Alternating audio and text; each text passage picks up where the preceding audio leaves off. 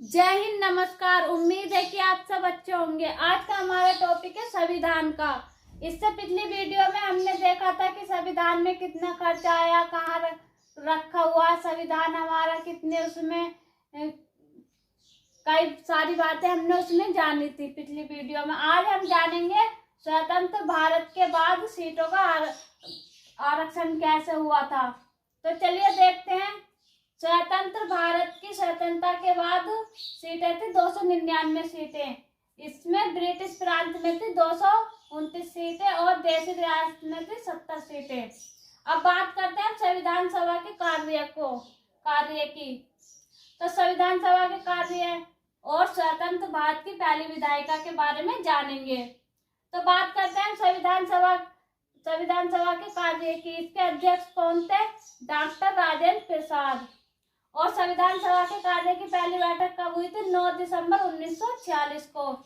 अब इसकी अंतिम बैठक की बात करते हैं हम, तो यह हुई थी 24 जनवरी 1950 को।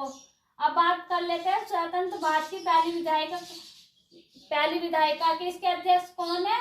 गणेश वासुदेव मावलंकर। और स्वतंत्र भारत की पहली विधायिका की बैठक कब हुई थी? 17 नवंबर 1947 को।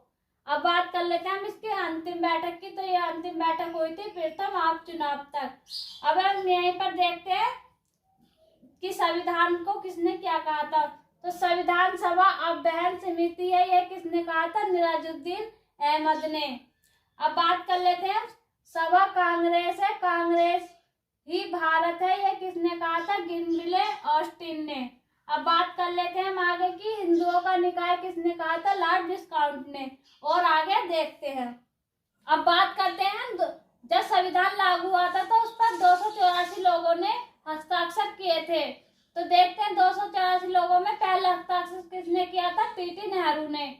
और अंतिम हस्ताक्षर किया था डॉक्टर राजेंद्र प्रसाद ने। जब संविधान लागू हुआ था तो इसमें 12 महिलाओं ने भाग लिया था, लेकिन संविधान पर 8 महिलाओं ने हस्ताक्षर किए थे। तो उसमें पहला हस्ताक्षर किसने किया था? सरोजिनी नायडू ने।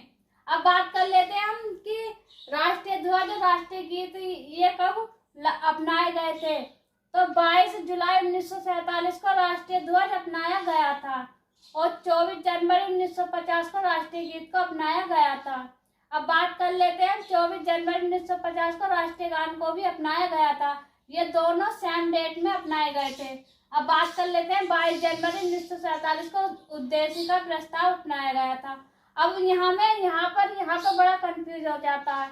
जुलाई और जून में तारीख सेम है, सन सेम है, लेकिन यहाँ पर जनवरी और जुलाई में कंफ्यूज हो जाता है। इसलिए अगर आपको एग्जाम में सवाल आए तो आप ध्यान से करना है इस सवाल को। राष्ट्रीय ध्वज है तो यह 22 जुलाई 1947 का, उद्देशिका प्रस्ताव है तो यह 22 जनवरी 1947 को। अगर वीडियो अच्छा लगा हो तो वीडियो को लाइक करें, शेयर करें और चैनल को सब्सक्राइब करें।